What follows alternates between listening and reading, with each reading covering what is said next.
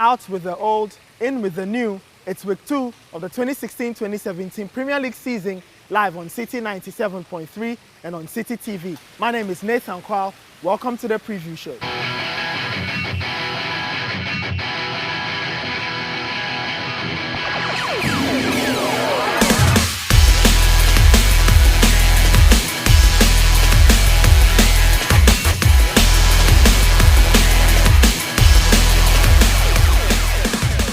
Benjamin Nketsia joins me, and Ben, we are at the lovely Equator Bar in the plush La Palm Royal Beach. Isn't it great? Yeah, atmosphere certainly pop into top sports. Fantastic here, you know. But let's start off with our Friday night fixture. Is Manchester United welcoming Southampton? It's the very first of its kind, really, in Premier League history, as we're enjoying Friday night football. Jose Mourinho gets to start at home, at least in his home debut. Then he takes on Southampton, who picked up the points last weekend against Watford. Well, Southampton have an interesting situation. Just before I even go on to anything about Jose Mourinho, they've had a transition of some sort. I mean, I thought that Ronald Koeman was doing or was coming up with a great project there where he was grooming certain young players. Now we have Frenchman Claude Puel of Olympique Lyonnais, or formerly of Olympique Lyonnais. I mean, he has some experience to him and he loves to play adventurous football. So for the St. Mary faithful, they know that if there's one thing they can bet on this season, is the fact that they are going to get exciting football.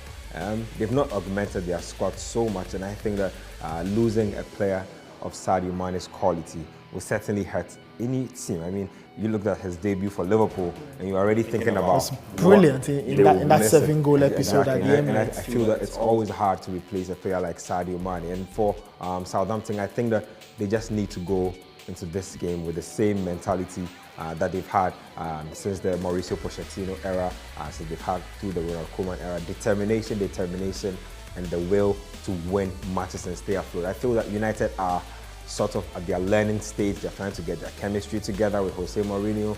They are still players trying to get their fitness together. So, I mean, it's not come together for them yet. And if there's a time where you'd want to play a club that have a lot of expectations on their shoulders, big manager, big transfer, then it's at this time. Perfect time to play United. Well, we'll see. Manchester United themselves will hope to have Paul Pogba in that team. His ban ended on Sunday. Exactly. Let me just touch quickly on Paul Pogba. I mean, I feel that there will even be an added expectation for him because most fans were expecting to see him on opening day against Bournemouth, but then now he gets to play in front of the Old Trafford crowd. 76,000 or so people will be chanting his name.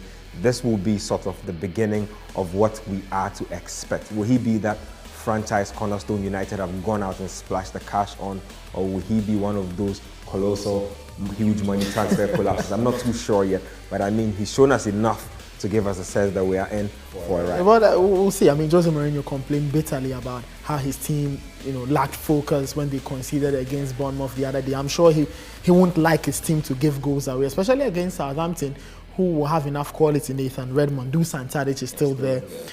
But let me ask you this, in losing Graziano Pelle, have they lost something, or it was something that, I mean, once they bought Shane Long, they were always going to prepare for an event like that?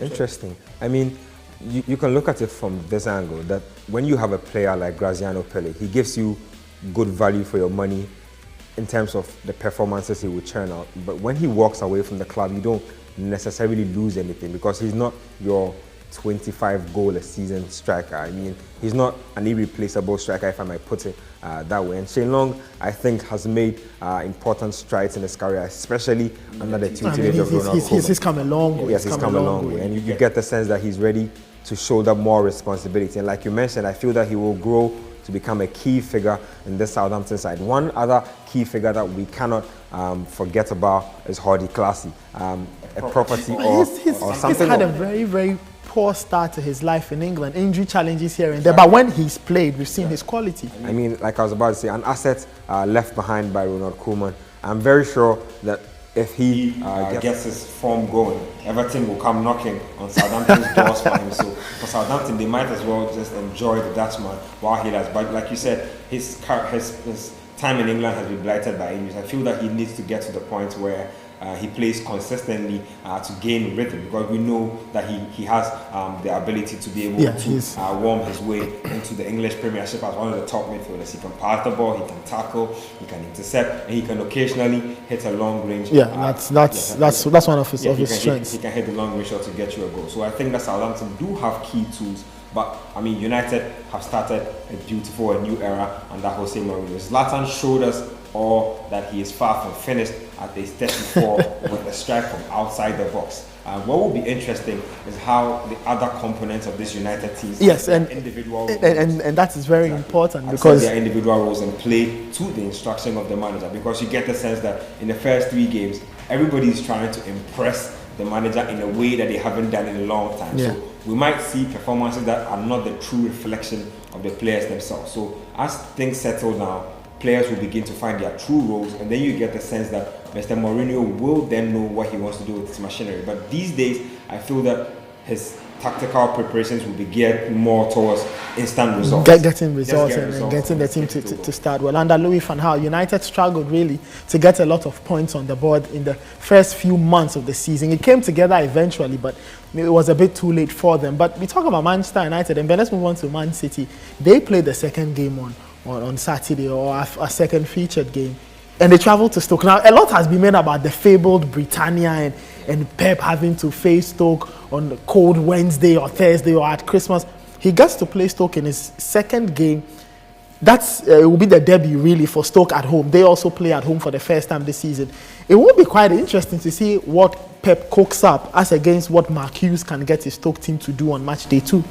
Well, I think that you couldn't have put it any better. And if you watch that opening Guardiola game, it just gives you a sense of what we are about to experience in England. A complicated mix of tactics, the try and error, trying to chop and change and see what works for the team. But I mean, we are experiencing, or we are living through his own lenses, a tactical genius trying to imprint his philosophy on a squad, trying to make it into the higher echelons of football. So I think that for Stoke, they are up against it, because Guardiola would definitely mix up a few more things from that opening game. I mean, if you watch the game, you don't have to be a genius to realize that his centre-backs did not have any sync at all. And if they had gone up against Fernandinho and John Stones, and if they had gone up against a team that were more focused and had more dynamism to them attacking, they would have been in a lot of trouble. Is it a bit too early for Stoke to play this game? Because for Mark Hughes' team, we've seen them get into a rhythm, then they become dangerous. I mean, I feel that they are playing Man City at a very bad time, where they themselves are not in the best of shapes in terms of the chemistry. Exactly. But I mean, if you look at their history, they've experienced mixed results against Man City in the past. They've won against them, they've drawn against them in just about the season gone by. So you look at the Stoke setup now and you ask yourself, who are the leaders in this setup? I say that a player like Xherdan Shaqiri go on his debut in the Premiership or on the opening weekend should be a big confidence booster to him. Marco Arnautovic, I expected that the big clubs would come calling. I thought he was on his way out. He signed a new contract, so that should be sort of a confidence booster for the rest of the squad as well. And then there's the Frenchman Janelle Mbola. He was second in take-ons completed on match day 1. I feel that he was brought in for big money, record signing for Stoke City, do not forget. He certainly will want to prove a few people wrong. I feel that he's primed for a breakout season if the manager will give him the ample playing time. And these are the key players you look to make a mark in a big game of this nature, because not only do they want to advance or to please the Stoke City faithful, they want to catch the eye of potential suitors like Manchester City and Pep Guardiola. So, I mean, for them as a smaller club, there's always the incentive to come out and play a beautiful brand of football like they do play these days. I remember before Guardiola arrived in England, a lot of people used to say, I want to see Guardiola go up against Stoke City. But Stoke have changed now. Very, very different Stoke City from what they were 2 Stoke is a or 3 different seasons team back. I think that they will be tested, certainly, but Sergio Aguero has shown again that he can rescue Manchester City from tight situations.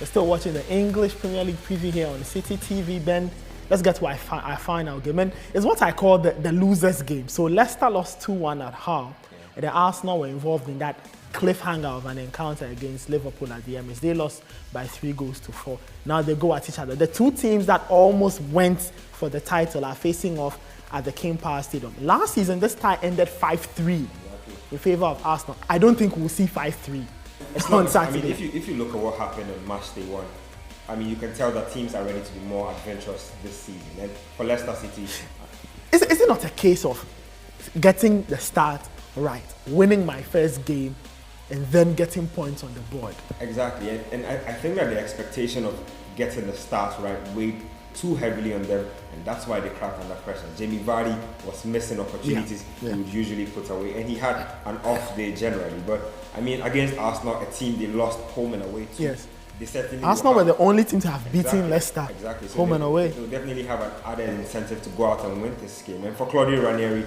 he's also sort of fine-tuning his squad still. We saw the middle of the park get abused in that opening game by Hull City. And I mean, that was only Hull City. Arsenal definitely have midfielders with better quality technically and also better quality physically. So Leicester City will certainly be up against it. I'm just worried about the chemistry of their forward line. They need to get their act together. Ahmed Musa and Jamie Vardy. Because it's one thing trying to figure out your chemistry over a long stretch, and it's another thing trying to put away the opportunities that you create in games. And I think that was a big part of their season last time around. The ability to convert 1 out of 2 opportunities when they come your way in matches. That's what makes the difference between winning and losing a match. Because you might get 4 or 5, or you might not get 4 or 5 opportunities in every game. It might just be one chance that falls to you. Will you have the nerve and the composure to take it? I think that it will come down to that for them. They are still feeling the pressure of being defending champions. Never mind what they say about, we've forgotten about the title already, and we are concentrating on playing. The pressure is still there. The pressure is still there. Staring you in the face.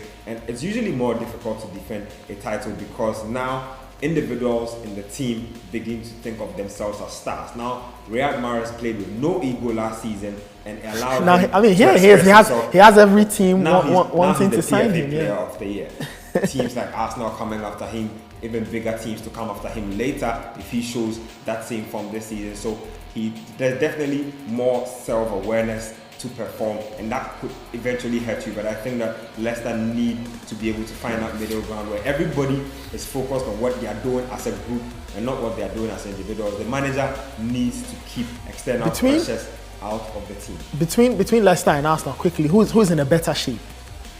I think that Leicester are definitely in the better shape. Arsenal are still trying to figure themselves out. I mean, never mind that they managed to push Liverpool to the wire. I think that Liverpool celebrated before the game ended, and that allowed Arsenal to get back in it. But Leicester, I mean, definitely will not concede 3-4 goals in one match, especially after letting in that many goals in your opinion. They'll shut up shop and try to play Arsenal as hard as possible. Back to the basics, back to counter. You think Leicester will win this? Yes, I certainly think Leicester will shake this, especially after losing both games to Arsenal last season. They need to make a statement of some sorts, and I think that making a statement against the one team that beat them on both occasions last season could get them going to get their season back. Thank you very much, Ben. So that's our breakdown for this weekend. We start off on Friday night with Manchester United versus Southampton, and then on Saturday we've got 3 games for you, and on Sunday we've got 2 games for you. We have you covered on air, online, on social media, and on Citi TV.